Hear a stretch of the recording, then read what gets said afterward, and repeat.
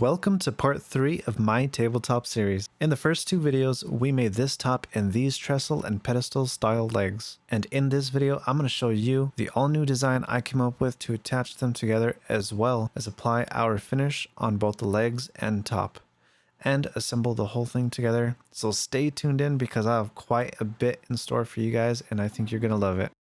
So we're going to start off this project by cutting this 4x4 material directly in half with this bandsaw I picked up not too long ago from Craigslist. This just happens to be the first project I get to use the bandsaw on, so I'm pretty happy about that. Next, we're going to go ahead and send those pieces through the planer, get them nice and smooth and ready to glue together.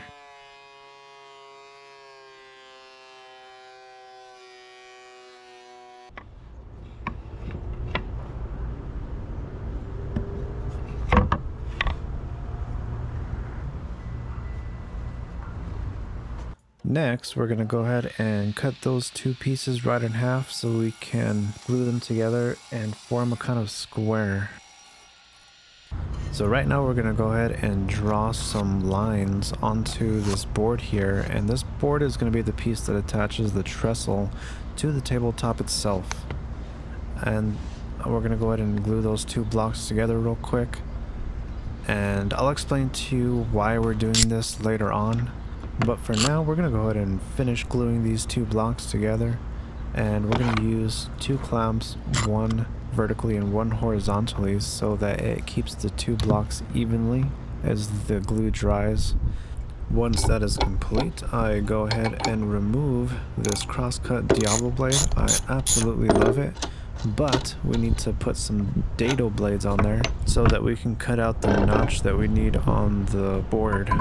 Now when we put on these dado blades, we do have to put them in the correct position, because there's been a couple times I put these things on and I had to take them back off and flip them around. And you also have to use the spacers between the correct blades so that they have a nice fit. And you'll notice the blade is hitting the fence here, so to prevent that, I'm going to go ahead and put this board here with an additional board under it, so that when we run the blade through the top, it's going to miss the fence behind it, which is exactly what we want.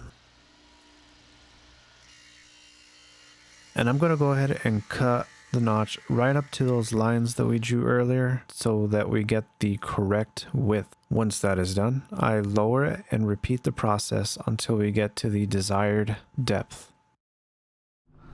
Alright, so what we have here is I started to cut out the tops of these, but I cut it on the wrong side, so I ended up having to make another piece and glue it in place to fill that back in. That was my mistake. I was supposed to do it on this side, so that's what we're gonna do. So I'm gonna cut out some more of these 4x4s, cut them in half and glue them together. And I'm actually going to glue these to the top of the board that we cut the notch out of. And we're pretty much just doing this for aesthetics so that it looks a little better on the bottom. And we are now going to cut out the notch on the correct side of the board this time. I'm not going to mess it up, I promise.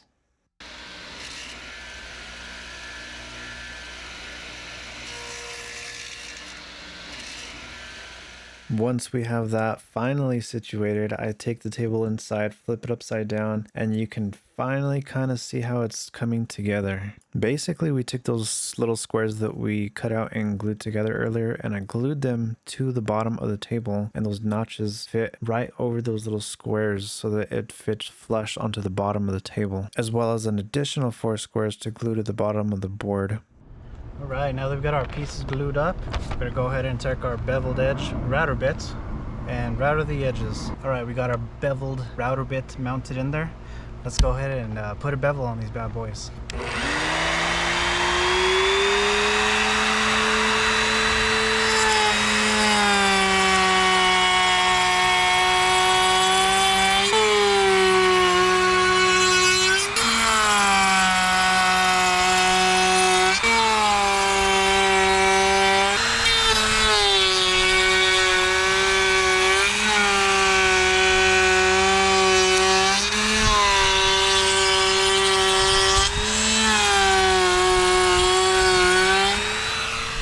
Alright you guys, this table is finally almost done. The next step in the process is to get our handy dandy bolts here.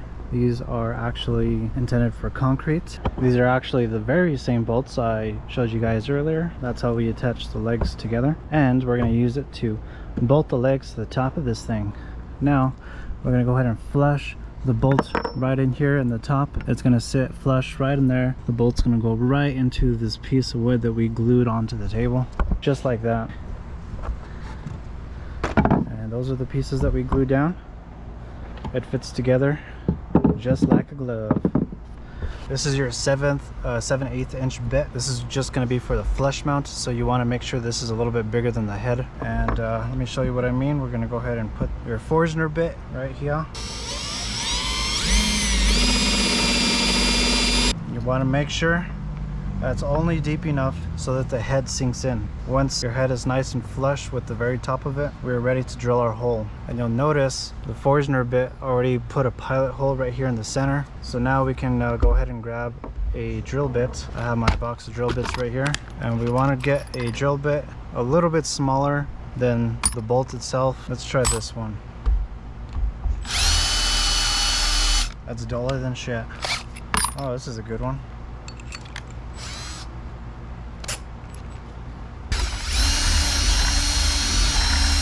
Looks like we may have found our size.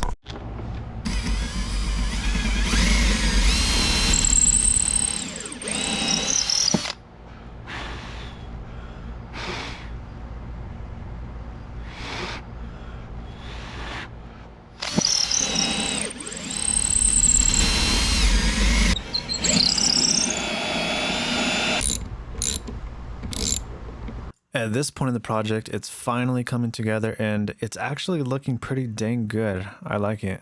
So I go ahead and drill out the rest of the holes I need for all the other corners and we assemble it together. Being very careful not to split the wood as well because I did split a couple of pieces with these bolts. Alright, as you guys can see, I have all the legs mounted on this table here. Basically all we did is put our bolts in, 2 on each side for each leg. It holds quite well. Alright, and here's the table right side up. For those of you that wanted to see the results, past 2 months of work. Look at this beautiful edge. That's a thumbnail router bit. Man, I just love how this thing came out. It looks so beautiful. We're gonna go ahead and finish up these legs here and then we'll go ahead and spray it. Here we finally get to what is one of my favorite parts of the process, which is spraying the polyurethane. I'm using an oil-based polyurethane, which I mix with mineral spirits. I typically use anywhere between a 1:3 and a 50-50 ratio. Here I think I'm using a 1:3. And I'm adjusting the sprayer to make sure it's spraying out correctly.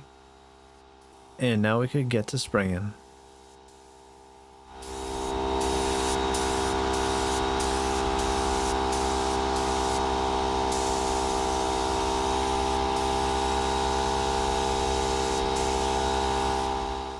As I'm spraying, I'm being very careful not to spray too much so we don't get any drip edges. This is actually my second or third time using this spray gun. I just bought it not too long ago, so I do have a little bit of experience and I know what to do, but I'm not super skilled at it quite yet. I still need quite a bit more practice, but I pretty much get it down right away because I do think it came out really good.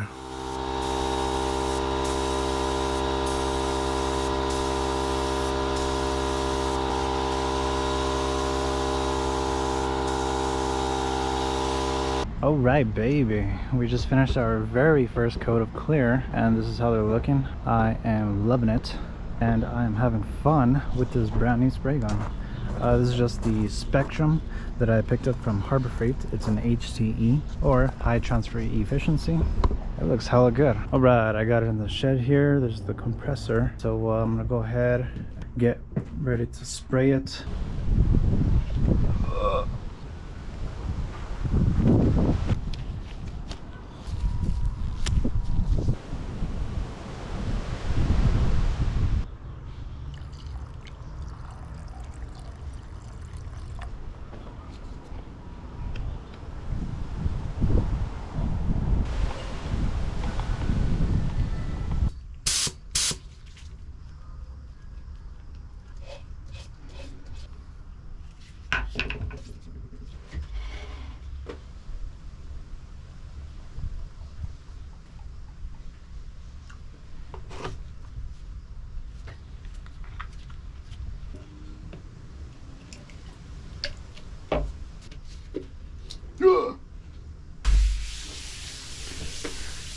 So we finally get around to spraying the tabletop, and I'm pretty much repeating the same process as I did with the legs.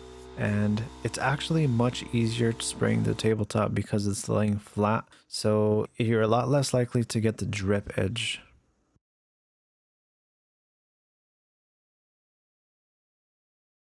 Alright, we have successfully completed our first spray on the tabletop. I did, however, lay it on a little bit too thick, but that is 100% a-okay for good reason. One, this is the bottom of the tabletop, so nobody's really gonna see it. And two, the polyurethane that I'm using has anti-leveling properties, so as it dries, it's going to level out and look a lot more even, so you're not gonna see as much unevenness as you do in the reflections when you first apply it. That is one hell of a shine. Polyurethane. Alright, it's been about 24 hours and look at that, ladies and gentlemen. That is one beautiful finish, if I do say so myself. This shine, I'm going to take a look at the side here. And if you notice, just like I mentioned, the finish did level out a lot. You can't even tell that there was any high spots at all. Wow. We're gonna flip it around and do the top now. It is indeed raining outside, but we're gonna go ahead and spray this sucker anyway here in the shed. And I got all the stuff out once again. I do want to point out that spraying this tabletop took place over the course of several days, because in between each coat you have to wait several hours for it to dry, and I just end up waiting 24 hours for each coat, so it can actually take me up to a week depending on how many coats you want to put. Also, in between each coat, never forget to sand in between each coat so that you can have a smoother surface. I typically like to sand up to about 200 to 400 grit, and then you want to wipe it down to get all that dust off. Alright, we got the table all prepped for the next coat. I went ahead and did a nice thin sand down, or a real light sand down rather. I picked up this new Bayer premium poly. You'll actually notice right here as I'm pouring the polyurethane, it looks a little purplish, which I thought was really cool. And as I was spraying, I figured out why. It's because other polyurethanes, they spray yellow, but this one comes out a lot clearer. Wow, you guys, I'm actually quite impressed with this finish. This is, I just finished spraying it, and this is how it's looking after only 2 coats, and it's looking phenomenal. So I'm gonna go ahead and let this dry now, see how it comes out once it's dry. I'm gonna give it a solid 2 hours, then we'll come back out here, check it out, and spray it again. Alright, so quick update. I finished spraying this at approximately 12:18. It is 12:57 now, and check this out. It's already practically dry. I can dry to the touch anyway. I can touch it and it feels glass smooth. I absolutely love it. I think this is way better than the Minwax polyurethane. This is the Bayer Premium Oil-Based Polyurethane Gloss. I was very skeptical about trying it at first because I'm always skeptical about trying new products, but I'm highly impressed. I love this. Another thing I'd like to point out is the Minwax yellows the wood quite a bit. If you notice, the yellowing from that you see here is from the first coat that was Minwax. The second coat I laid it on much thicker and it did not get any more yellow than it was before. So I'm very impressed about that. At this point in the project, we can finally move on to our final coats on both the table and the legs. I do my final sanding and spraying with the Bayer Premium Polyurethane, and the shine is really starting to come out at this point. So we just finished our 3rd coat on the table and our 2nd coat on the legs, and wow, these legs look impressive as well as the table. We have a hell of a shine going on here, let me tell you, and I'm getting better at spraying already. I do not see any drips this time at all. It just came out absolutely flawless and beautiful, and wow. Check it out, guys. These things are finally dry. They are still not perfect, but they are pretty damn close to it. Look at that. Check out that shine. That, I think, is one of the best wood finishes I've ever gotten. You could probably tell It's pretty dang shiny. And it feels incredibly smooth. It literally feels like you're touching glass. I'm gonna go ahead and attach these to the table and see how it looks. Now, as some final touch-ups to the table, I went ahead and picked up these felt pads I found online for, I think, like 15 bucks, something like that. And they're just giant squares that we're going to attach to the bottom. I use my chisel to score the bottom. That way I know where I'm going to cut it with the scissors. And we cut it to length. And then remove the sticker and put it on.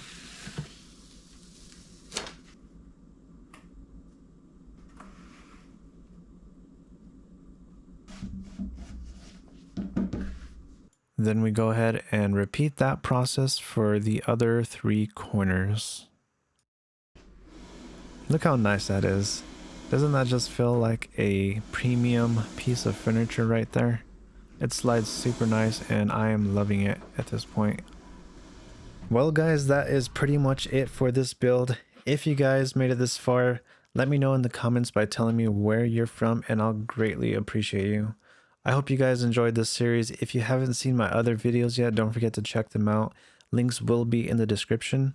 And also, I just opened a brand new online shop where I'll be selling some of my apparel and home good products as well as some of my wood projects later this spring. So go ahead and check that out as well. Thank you for watching, subscribe, and have an awesome day.